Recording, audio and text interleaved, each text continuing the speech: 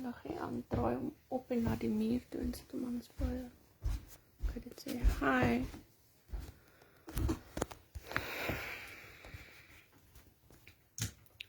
Apologies, it's very dark in here for some reason. Mr. LaRue asked me to do an interview for Turning Point SA. It doesn't want to work direct on the news channel, so we're doing it like this. Apologies for how dark it is.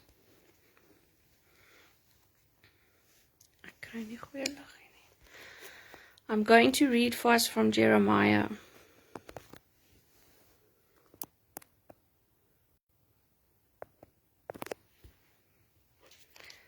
Jeremiah 1. The call of Jeremiah. The word of the Lord came to me, saying, Before I formed you in the womb, I knew you. Before you were born, I set you apart. I appointed you as a prophet to the nations. Ah, sovereign Lord, I said, I do not know how to speak. I am only a child. But the Lord said to me, Do not say I am only a child. You must go to everyone I send you to and say whatever I command you. Do not be afraid of them, for I am with you and will rescue you, declares the Lord. Then the Lord reached out his hand and touched my mouth and said to me, Now I have put my words in your mouth. See, today I appoint you over nations to destroy and overthrow, to build and to plant. The word of the Lord came to me. What do you see, Jeremiah? I see the branch of an almond tree, I replied. The Lord said to me, You have seen correctly, for I am watching to see that my word is fulfilled. The word of the Lord came to me, saying again, What do you see? I see a boiling pot tilting away from the north, I answered. The Lord said to me, From the north disaster will be poured out on all who live in the land. I am about to summon all the peoples of the northern kingdoms, declares the Lord. Their kings will come and set up their thrones in the entrance of the gates of Jerusalem. They will come against all her surrounding walls and against all the towns of Judah. I will pronounce my judgments on my people because of their wickedness in forsaking me, in burning incense to other gods, and in worshipping what their hands have made. Get yourself ready, stand up, and say to them whatever I command you. Dit bly reconnect, dan bly ek maar stil want dan mis hulle anyway goeders. Dit het gereconnect. Do not be terrified by them, or I will terrify you before them. Today I have made you a fortified city, an iron pillar and a bronze wall, to stand against the whole land, against the kings of Judah, its officials, its priests, and the people of the land. They will fight against you, but will not overcome you, for I am with you and will rescue you, declares the Lord.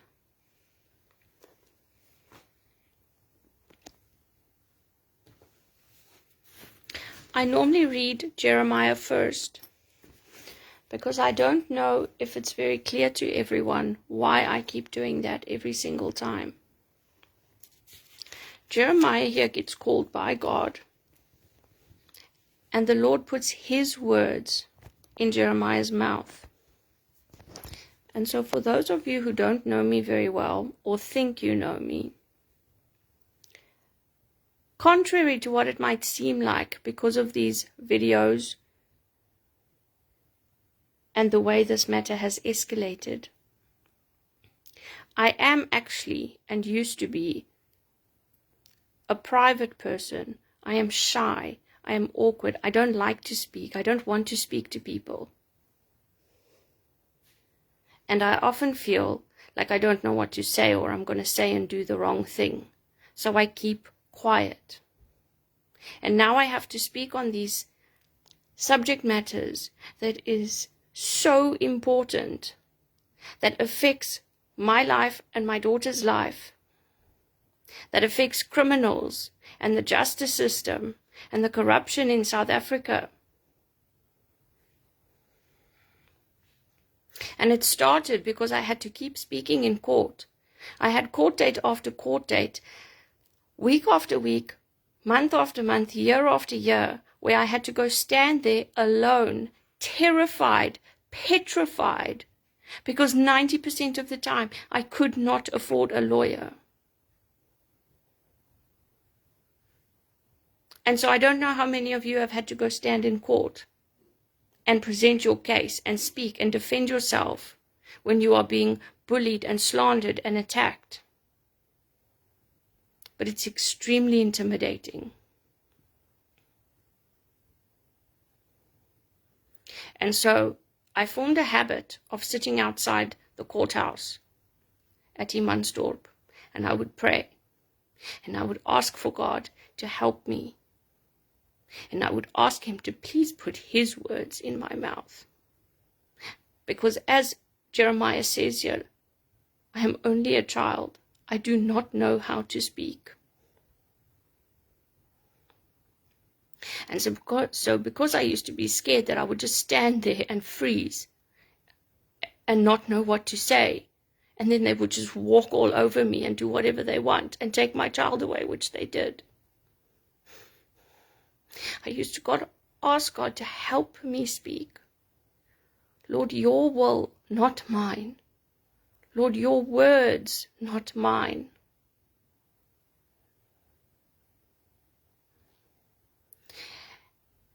And so in my daily life, I do not speak like this. I don't do this. I don't want to do this. I didn't ask for this.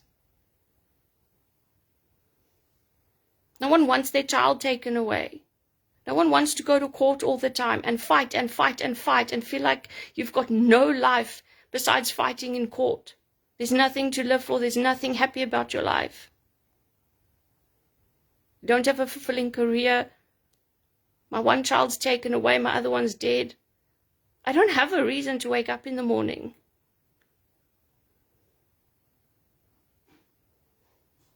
But God says in his word that he is good. He is righteous. And he has a plan. And his ways are higher than our ways. His thoughts are higher than our thoughts.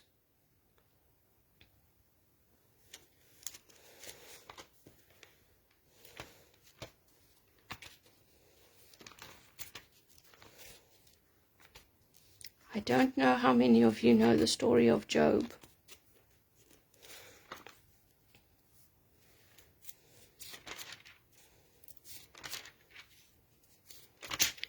God gives the devil permission to take everything away from Job, because the devil says that Job only worships him because he receives good things from the Lord, because he's successful and prosperous and has many kids.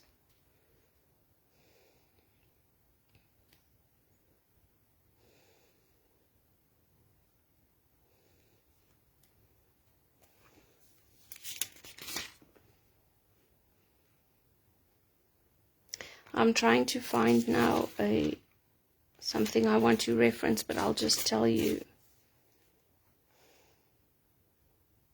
Here, I think it's here.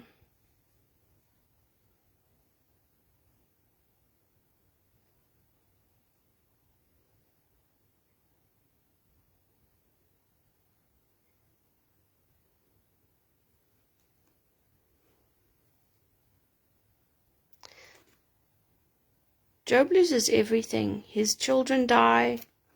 He loses his whole fortune. He gets sick. Satan attacks him. And somewhere, I can't find it now. It's not standing out to me.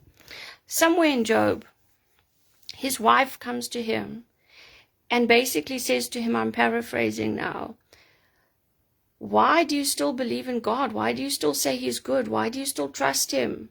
Just give it up. Look what he's doing to you. Just renounce God already. And do you know how Job answers his wife? Go look it up. Go read the beginning of Job, and then you'll find the words for yourself. Job reprimands his wife and says to her, you don't know what you're talking about. How can you say that? Should we only receive good things from the Lord? So he'll bless you with something, and then you say thank you and you believe in him. But when he takes things away from you, now you want to curse him and not believe in him. It doesn't work like that. And it's definitely not for us to decide the way our life goes. It is not for us to only receive good things from the Lord. And if the Lord puts you in a fight, in a battle, when he commands your feet and walks you into courtrooms, walks you into meetings with lawyers, walks you into police cells, walks you into meetings with prosecutors, walks you into meetings with social workers. If this is the path he's directed you on, and he's placed you in this battle, then that's what he's asking you to do. Because many Christians go to church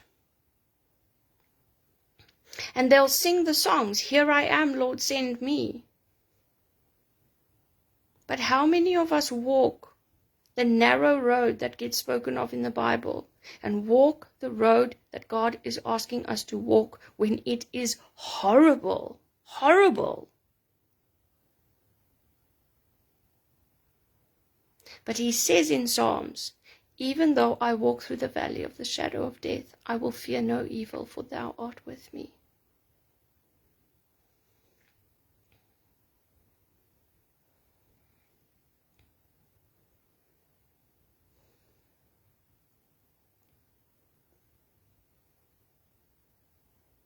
And so I do not profess to be more than I am, more clever, more smart, more good, more perfect, more anything than anyone else. I'm just a human, just a sinner, just a mother, just the same as everyone else. I do not believe myself to be better than any of you.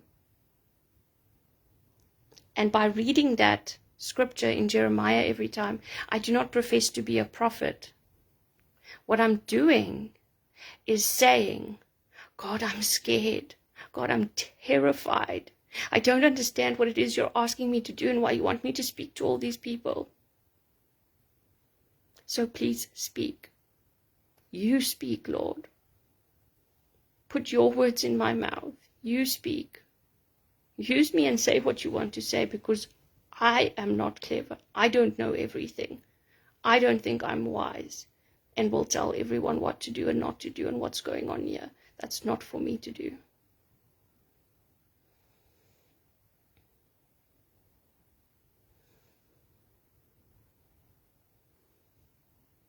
What I can tell you is that since the last video, which I can't even remember when that was or how long ago that was, it has been weeks of nothing. On the 10th of October, a case was opened at Swartkops police station for child abuse and kidnapping against Mr. Jade Bradshaw and the involved corrupt Captain Nico Stander. 10th of October.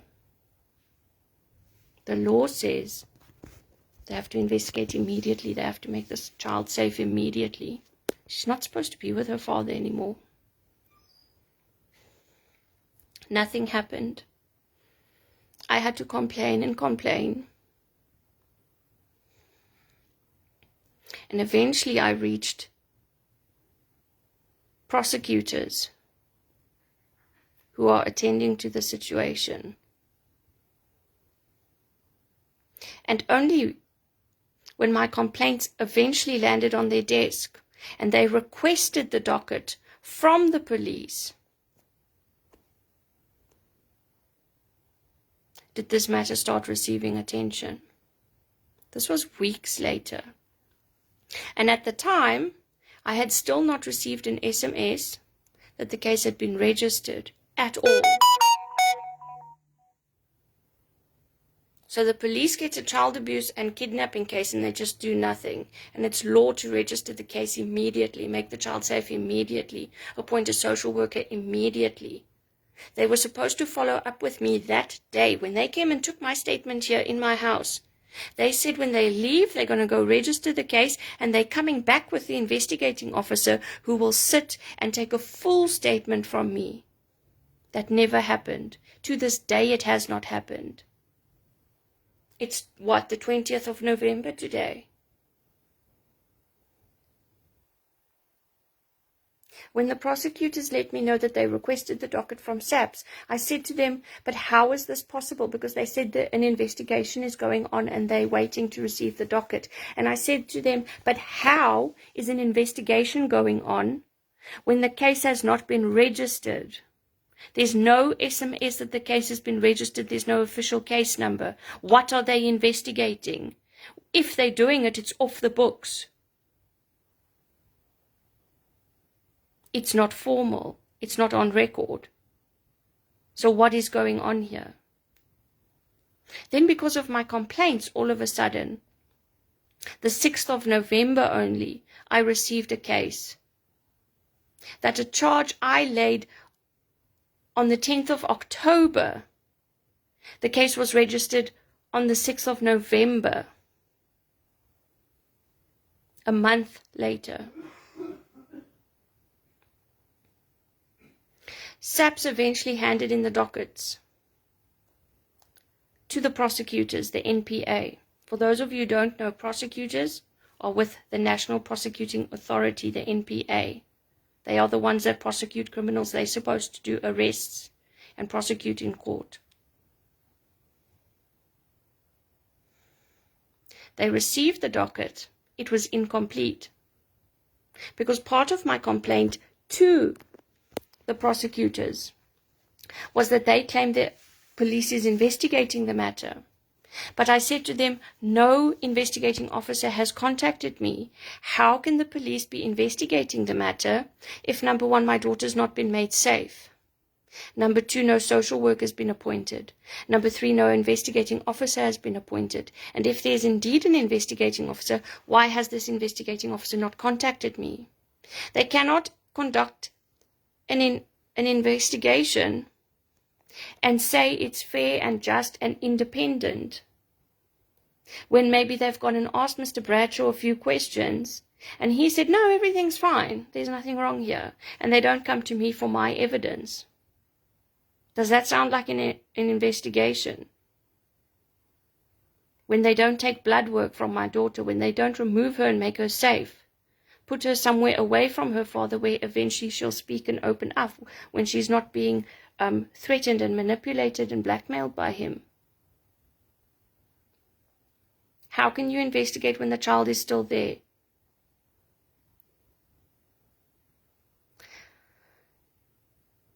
I told them that no one has contacted me and that it is a one-sided investigation, if indeed there's any investigation at all, which is not fair, plus it's not legal or lawful, and it's corrupt and unethical.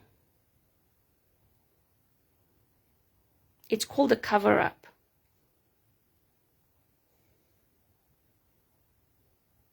Because the case I opened accused the South African Police Service of kidnapping my daughter twice. Now the police has to investigate themselves. Do you see the problem here?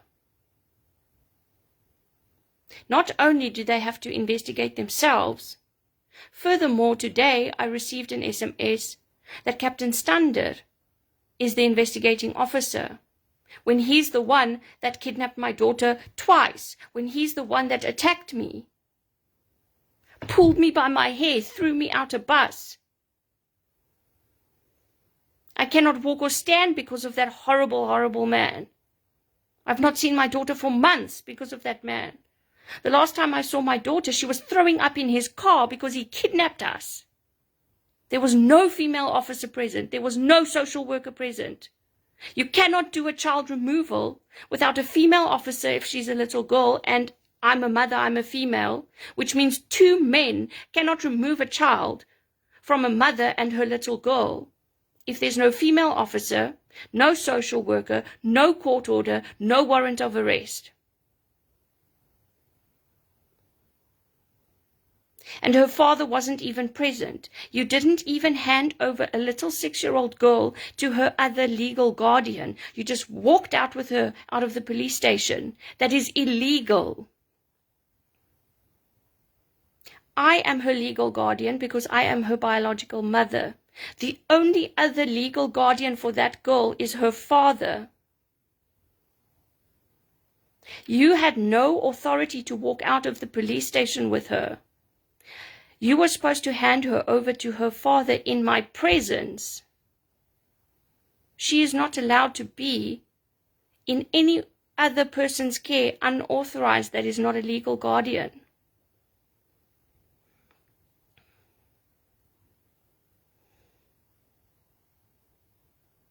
It's crimes upon crimes upon crimes. And yet for some reason the police is being asked to investigate themselves, and we think we're going to get justice and answers and the truth and accuracy. They were reprimanded by the senior prosecutors on the case that there was no medical investigation. They've not contacted the doctor for medical reports, for medical tests.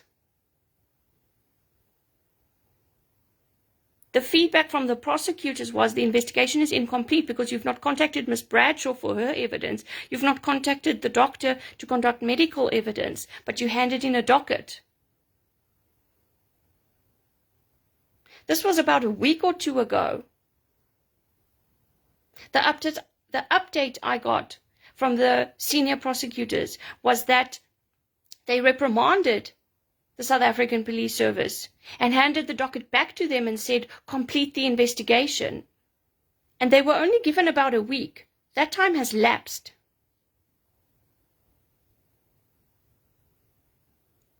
And still no investigating officer has contacted me.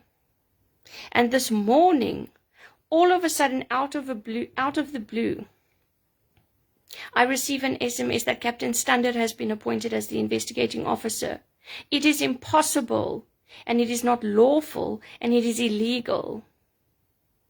That's like going to the police and saying, a criminal broke into my house, raped me, stole my child, stole all our belongings. I'm opening up a case, please help me. Then firstly, for 2 months, they do nothing. Then eventually they say, okay, we're investigating your case. And the name they give you is the criminal who stole your child and raped you and stole all your stuff. And now he's investigating the case.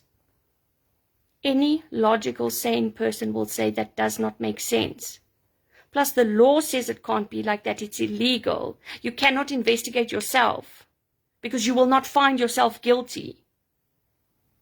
What you have to do is be arrested, sit in a jail cell and rot, while someone else independent who's got absolutely no vested interest in this matter and is not corrupt and has been bought or paid to protect you. If anyone like that exists in South Africa, that person has to investigate this case. That's how an investigation works. Otherwise, it doesn't work. And it's not real. It's not valid. And so I sent an email out in distress to the prosecutors and many other authorities this morning. Because with the police appointing Captain Standard as the investigating officer, that means he has to go talk to my little girl. And I'm saying this loud and clear for the entire South Africa to hear from my mouth. I am the biological mother of Ariel Bradshaw. I do not give consent for Captain Stander to be anywhere near my daughter. You may not speak to her, you may not touch her, you may not be near her, she may not see you, you may not see her. Because the last time she saw you, unless you've been there recently, and I don't know because Mr. Bradshaw blocks all our contact. I've not seen or spoken to my daughter in months. But I'm telling you, you are not welcome. Because I know one of the last times she had to see your face, she was throwing up in your car because you stole her and beat me up in front of her. And before that, one of the previous times she saw you was when you first stole her from her mother, from Fountains Mall. And you told her you were taking her to her mommy's house, and you took and dropped her off at her dad's house. That's kidnapping. Captain Nico Stander, you are guilty of 2 counts of kidnapping and 1 count of assault, among many, many other crimes. Fraud, case interference, obstruction of justice, to name a few. You are not welcome near me or my daughter or in my home, because you are a criminal. If you are the investigating officer, that means you have to come and take my statement. And I've made it abundantly clear to many and all officials involved that I'm not comfortable to be anywhere near you or with you or alone with you, or even when a female officer is present. You are not welcome in my home because you attacked me.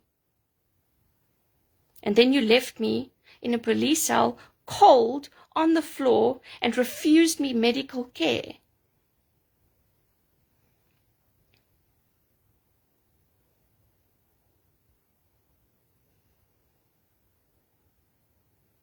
I have multiple injuries because of you. Some could possibly be permanent. I've tried physio, I've tried to walk. Sometimes it works, sometimes it doesn't, and it gets worse.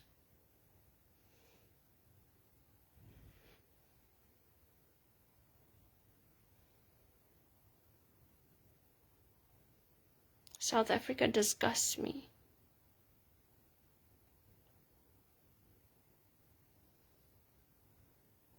If you have the means, take your children, take your family, and leave. You are not safe.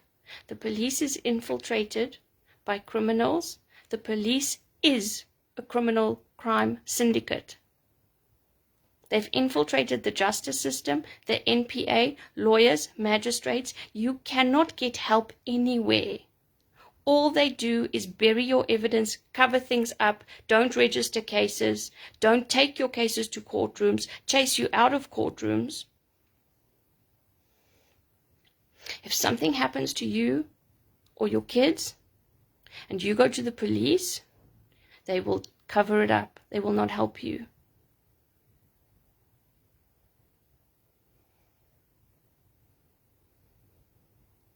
And many of them attack you and hurt you in the process for speaking up. You are not safe. Get out. This country has fallen. I will not raise kids here.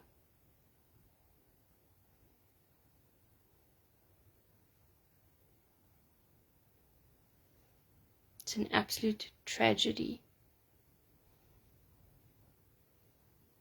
If anyone sees my daughter, has any contact with her, can you please let me know how she's doing? Because I don't know. Mr. Bradshaw refuses for me to speak to her, which is against the court order, by the way. I have contact rights. I'm supposed to be allowed to call her and see her. I have contact rights. And he's not been arrested for contempt of court for disobeying court orders and blocking our contact against court orders. He should be in jail, and he's not. This country protects criminals, abusers.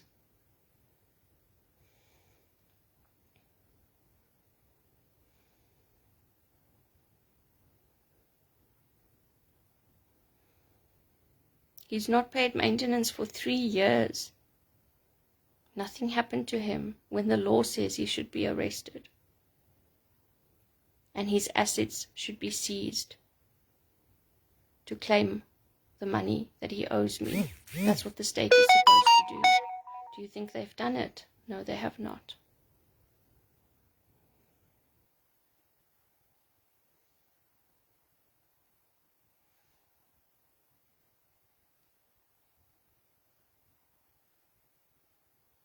Anywhere you go, they ask you to fill in a stupid form.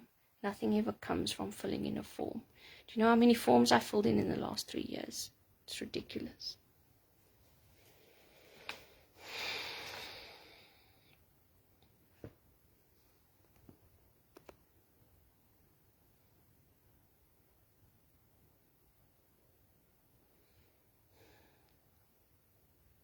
The point of this video was to make it known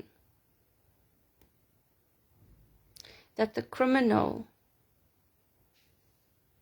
Captain Nikustander, has been appointed by the police to investigate himself.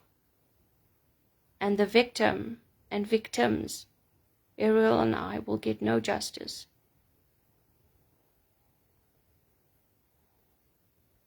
And that the police has broken the law repeatedly, proven.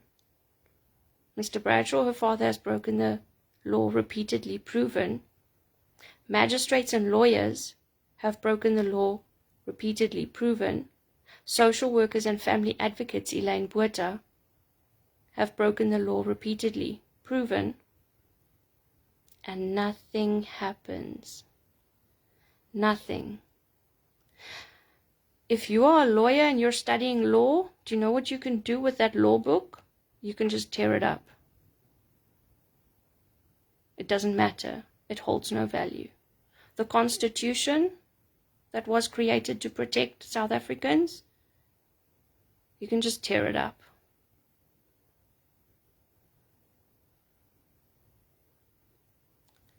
If you're working your way up to be some sort of magistrate or prosecutor,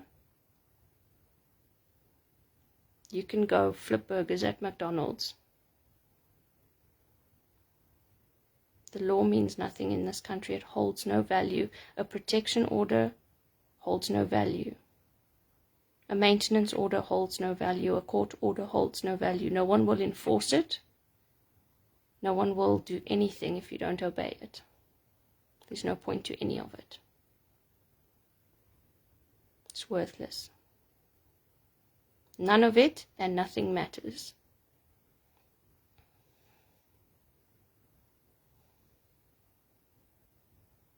So, that's what's going on.